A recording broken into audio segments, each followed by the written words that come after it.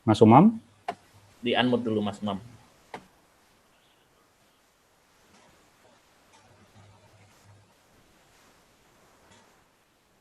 Oke, barangkali sambil Ya, menunggu Mas Umam oke. sudah masuk ya? Siap. Oke, Tadi ya, silahkan nggak bisa Mas Umam. dibuka. Ya, Silakan Mas Umam, Ya. waktu dan tempat kami persilakan. Assalamualaikum warahmatullahi wabarakatuh. Selamat pagi, salam sejahtera untuk kita semua. Om Swastiastu, Namo Buddhaya. Alhamdulillah pada pagi hari ini kita bisa berkumpul semua setelah lama ya, 2 minggu yang lalu acara Kagama Weekend Sharing ini dilakukan. Jadi ini pada kesempatan pagi hari ini, alhamdulillah saya merasa senang gitu diminta untuk menjadi moderator, karena hal ini juga berhubungan dengan saya sendiri. Saya masih, kalau tadi Pak Bagus menyebutkan Gen Z gitu ya, saya masih milenial gitu. Saya mungkin seusia dengan putranya Pak Bagus seperti itu. Jadi alhamdulillah.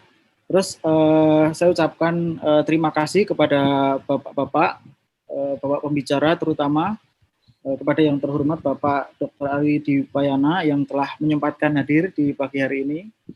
Terus kepada Bapak Derajat Wibowo MSI yang juga menyempatkan hadir di tengah kesibukannya.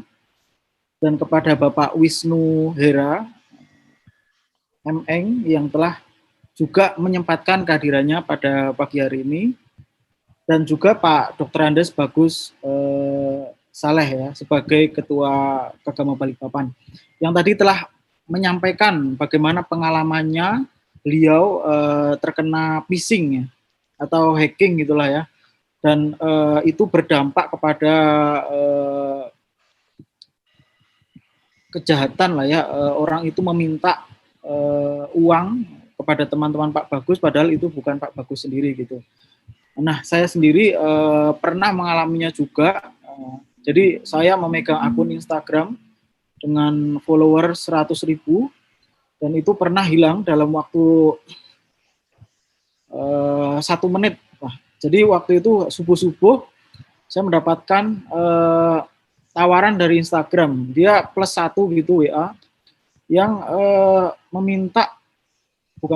menawarkan saya untuk bisa verified badge, jadi centang biru gitu di Instagram.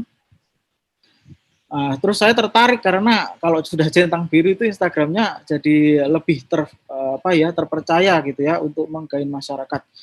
Nah waktu itu saya langsung klik gitu ya, dan kemudian sama dengan Pak Bagus keluarlah angka ya, 6 digit angka gitu ya, yang dari Facebook SMS. Terus mereka meminta saya untuk memberikan 6 angka tersebut, saya kasihkan gitu ya. Nah ternyata itu langsung hilang gitu. Nah itu adalah contoh-contoh ya kejahatan cyber sekarang yang sangat marak, karena kita juga sekarang ini sangat dikit-dikit lihat HP gitu ya. Nah, untuk mempersingkat waktu, mari kita dengarkan bersama. Yang pertama yaitu keynote speaker dari Bapak Dr. Dwipayana ya. Nah, untuk waktu dan tempat kami persilahkan Pak Dwipayana. Terima kasih Mas Umam. Assalamualaikum warahmatullahi wabarakatuh. Selamat pagi, salam sejahtera bagi kita semua. Salam, Om Swastiastu, Namo Buddhaya, salam kebajikan. Pertama saya ingin menyapa teman-teman Kagama, teman-teman pengurus Kagama Balikpapan, Pak Bagus dan teman-teman yang lain. Selamat pagi, salam sehat semua. Saya lihat wajahnya juga cerah-cerah ini, walaupun Pak Bagus jadi salah satu korban, tapi tetap ceria itu. Teman-teman di luar Balikpapan saya lihat juga banyak teman-teman Kagama yang hadir dari Bontang dan juga dari Banten dan lain-lain. Sahabat Kagama maupun tetangga-tetangga Kagama, saya ucapkan salam sehat, selamat pagi. Saya senang hari ini bisa bergabung dengan teman-teman Kagama Balikpapan. Acaranya memang keren. Kalau saya lihat tadi susunan acara dan juga bagaimana mendisplay atau mempresentasikan acara itu memang kreatif dan keren. Selamat Pak Bagus, ini punya anak kita punya banyak sekali potensi yang luar biasa dari Kagama, dan saya kira ini memang kekuatan Kagama kita. Hampir tiap minggu Kagama ada webinar, dan salah satu di Balikpapan nih Kagama Weekend Sharing. Saya kira ini salah satu hal yang menarik karena temanya sangat unik, aktual, ringan, dan juga berkelas menurut saya ya. Dan saya apresiasi terhadap apa yang sudah dilakukan teman-teman sekalian, dan saya suka sekali, senang sekali tema hari ini mengangkat satu tema yang menurut saya banyak orang menjadi korban hari ini. Dan saya sendiri tahun 2010 pernah menjadi korban juga dari proses pembajakan akun Facebook.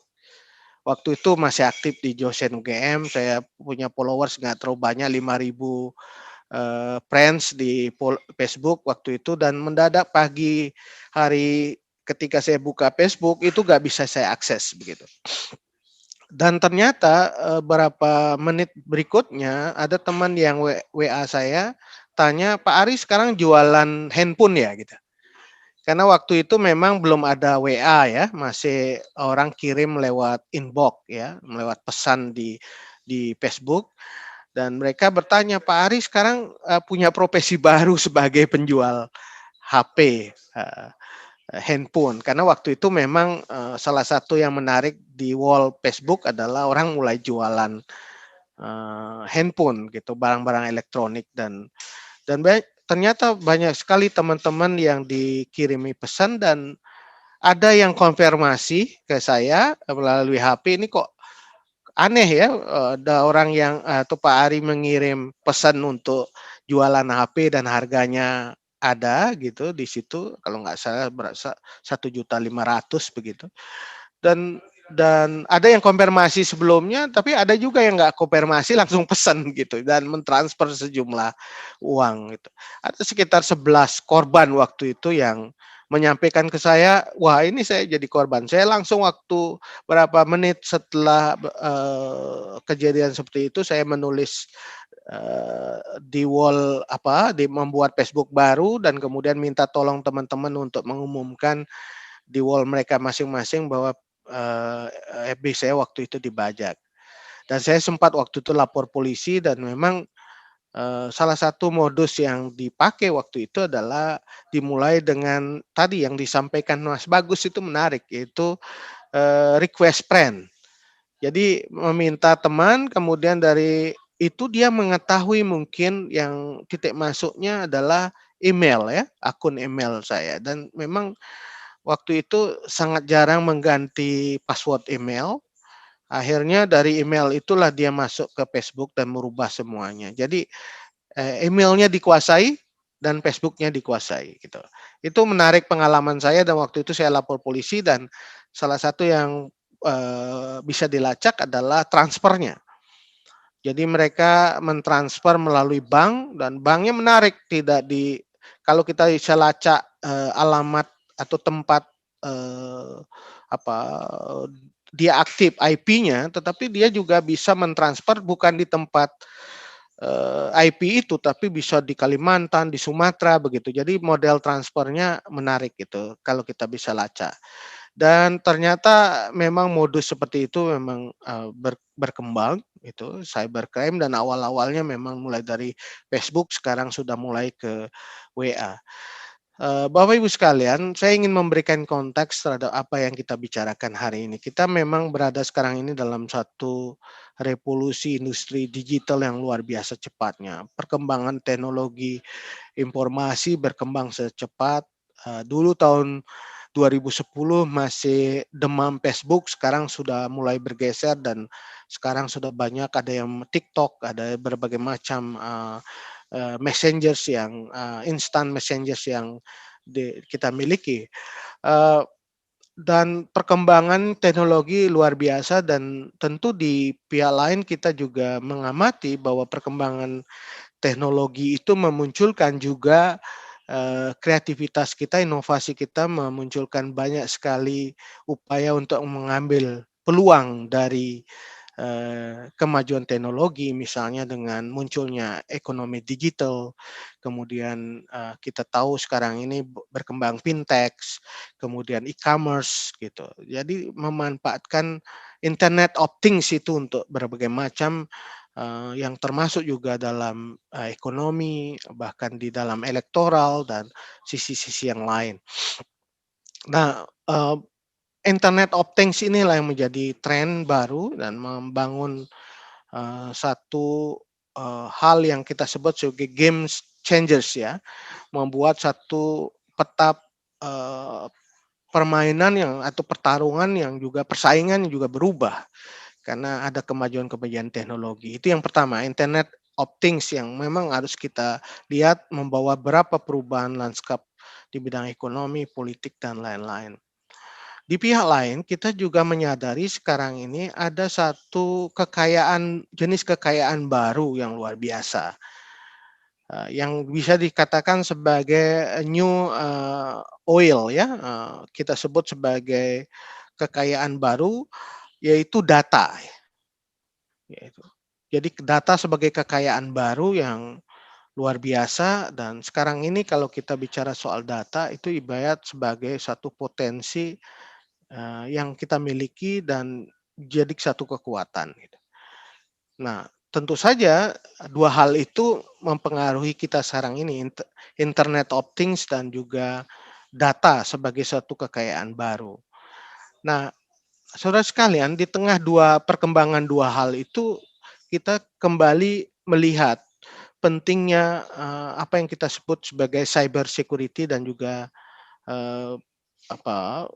kedaulatan data ya, yang berkembang juga di dalam pembicaraan hari ini ya, tidak hanya di Indonesia tetapi juga di berbagai belahan dunia. Satu, kita bicara soal cyber security itu bagaimana kita melihat fenomena dunia cyber juga mengalami perubahan dan munculnya cybercrime, kejahatan-kejahatan cyber yang kemudian juga tidak hanya berbasis pada modus ekonomi, tetapi juga berkembang luas gitu ya, pada aspek-aspek di luar ekonomi. Bahkan sekarang persaingan bisnis pun bisa menggunakan kekuatan cyber gitu. Dan tidak hanya bisnis, kita tahu sekarang ini kalau Anda mengikuti apa yang diberitakan sekitar 5 tahun terakhir ini dengan Cambridge Analytica, itu juga salah satu yang menarik, yaitu data yang dimiliki di media sosial, platform media sosial seperti Facebook dan lain-lain bisa digunakan untuk kepentingan-kepentingan elektoral, strategi-strategi elektoral. Nah, itu sebabnya mengapa kemudian pembicaraan mengenai cyber security ini menjadi satu pembicaraan penting yang dibicarakan tidak dalam aspek untuk menangani munculnya cybercrime, tetapi juga berkaitan dengan kedaulatan cyber gitu. Ini antar negara bicara soal cyber security ini, dan saya kira Indonesia salah satunya sudah muncul satu lembaga yang khusus menangani soal ini, BSSN ya, Badan Sandi dan Cyber Nasional, karena memang tren pemunculan cyber security dan cybercrime ini juga menarik kita ikuti. Dan beberapa minggu yang lalu kita juga di tengah munculnya cybercrime itu juga muncul apa yang disebut dengan jual beli data ya. Ini menarik ya, kalau kita lihat sekarang ini fenomena jual beli data, dan ini dialami oleh satu platform digital Indonesia yang terbesar, itu juga bagaimana data mereka itu dianggap bocor dan kemudian dijual belikan di dark web ya.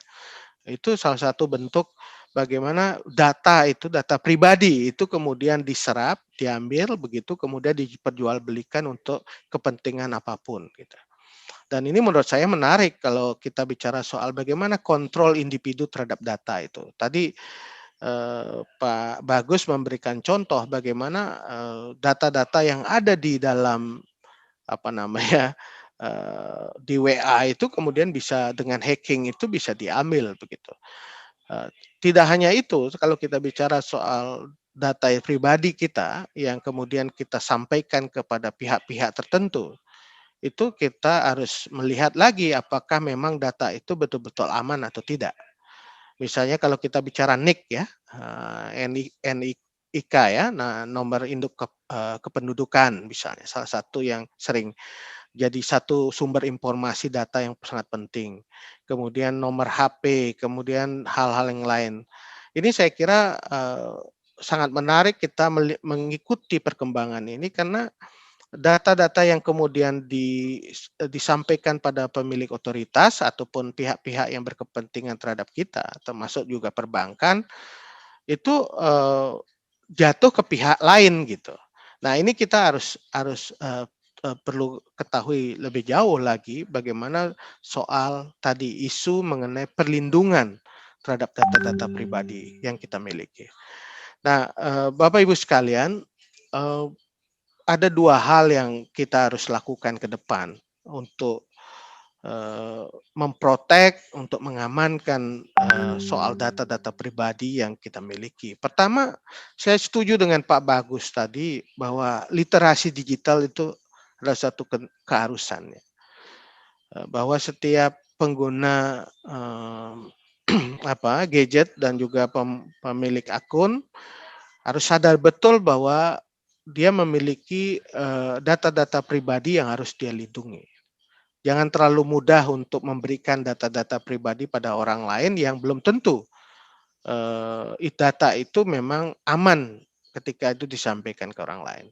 Ini memang satu hal yang penting, literasi digital ini harus dilakukan dari sisi penggunanya, perlu mengetahui bagaimana tips ya, kiat-kiat untuk melindungi data-data pribadi sehingga betul-betul tidak jatuh pada orang-orang yang bisa menyalahgunakan data itu. Yang kedua, tentu kita harus mendapatkan garansi juga dari pihak yang menginginkan data itu. Ini dua pihak ya, literasi digital di satu sisi harus dimiliki oleh pengguna atau pemilik data pribadi, tetapi di sisi lain adalah kita tahu harus ada garansi dari orang yang kemudian mengcollecting data itu. Nah, ini yang memerlukan satu perangkap regulasi yang lebih kuat ya. Nah, ini yang sekarang ini sedang disiapkan yaitu Undang-Undang Perlindungan Data Pribadi ya. Yang disiapkan menjadi rancangan undang-undang oleh Kementerian Informasi dan Komunikasi dan Informasi. Saat ini baru pada pengaturannya baru pada tahap peraturan menteri sehingga kurang kuat ya. Harusnya ini menyangkut tentang warga negara harus ditingkatkan tidak hanya dalam peraturan menteri tetapi sudah dalam bentuk undang-undang. Sehingga ada protek terhadap hak-hak kepemilikan data yang dimiliki oleh setiap warga negara di satu sisi dan menjamin supaya data yang disampaikan itu tidak disalahgunakan. Dan ini menyangkut tentang sanksi yang bisa digunakan atau diberikan kepada pihak-pihak menyalahgunakan data pribadi ini. Ini harus dua pihak itu yang harus kita lakukan dan saya setuju kita harus mulai dengan literasi digital yang seperti disampaikan Pak Bagus tadi, kita belajar dari pengalaman dari pihak-pihak yang pernah menjadi korban supaya hal itu tidak terjadi di teman-teman kita yang lain, termasuk bagaimana cara kita membantu teman yang sedang mengalami di hacking atau di cracking datanya itu, dan itu harus kita bantu bersama-sama. Saya ingat kemarin waktu teman kita di Bontang salah satunya dihack WA-nya ya seluruh grup, kemudian admin grup secara secara otomatis melakukan meremove dari grup-grup itu supaya apa? Supaya dia tidak bisa masuk ke dalam berbagai informasi yang ada di grup itu. Dan itu tidak hanya nyangkut tentang informasi yang dibicarakan, tetapi juga terkait dengan nomor-nomor telepon yang ada di grup itu yang potensinya bisa digunakan untuk kejahatan juga. Jadi ada literasi yang tidak hanya bagi teman-teman yang menjadi korban, tetapi literasi juga bagi teman-teman yang bagaimana cara membantu supaya teman yang jadi korban itu bisa cepat kita selesaikan, tidak bisa modus yang disampaikan oleh para pembajak itu tidak bisa berjalan. Nah, itu saya kira satu hal yang sangat penting, dan ke depan kita berharap rancangan undang-undang perlindungan data pribadi ini betul-betul bisa terrealisir, karena di berbagai negara termasuk di Eropa dan di beberapa tempat yang lain memang perlindungan terhadap data pribadi ini adalah satu hal yang menjadi keharusan. Karena kita setiap hari pasti, ya ini realitas yang kita hadapi, bahwa data kita kadang-kadang menyebar juga, dan itu tiap hari bisa ditelepon oleh marketer, ya, sales gitu. Saya nggak tahu sales ini dapat data nomor HP kita dari mana gitu. Nah, ini pertanyaan yang kita bisa ajukan, karena seringkali kita masuk ke dalam platform digital, terus apalagi sekarang di era pandemi ya. Di era pandemi kita ada barcode, ada scanners, dan kemudian kadang-kadang kita mengisi di dalam biodata atau data di dalam ketika masuk mall misalnya harus mengisi beberapa hal yang terkait dengan proses tracking, mungkin maksudnya untuk mencegah supaya jangan sampai ketika terjadi kasus penyebaran pandemi atau kasus COVID di satu tempat bisa cepat di-tracking dari orang yang berdekatan. Tetapi kadang-kadang ketika kita memasukkan nomor HP, kan ini berarti kita sudah memasukkan sebuah data ke satu sistem, dan itu proses sharing datanya ini menjadi keamanan data kita menjadi pertanyaan. Nah, ini yang perlu kita diskusikan lagi, bagaimana seperti yang juga disampaikan Pak Bagus, tipsnya bagaimana, tetapi pada sisi yang lain kita juga harus membangun sebuah sistem proteksi terhadap data-data pribadi yang dimiliki warga negara, dan juga ada upaya untuk menghentikan kejahatan-kejahatan yang digunakan terkait dengan digital ini, termasuk juga penggunaan data-data yang sudah menyebar ke pihak-pihak lain yang tidak bertanggung jawab.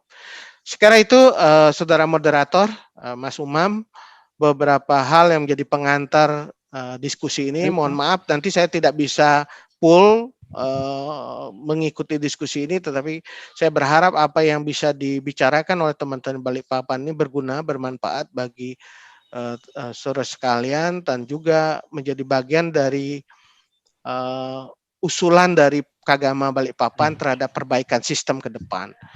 Saya kira itu semangat Kagama, bukan hanya guyub rukun tetapi migunani. Terima kasih, salam Kagama, selamat siang.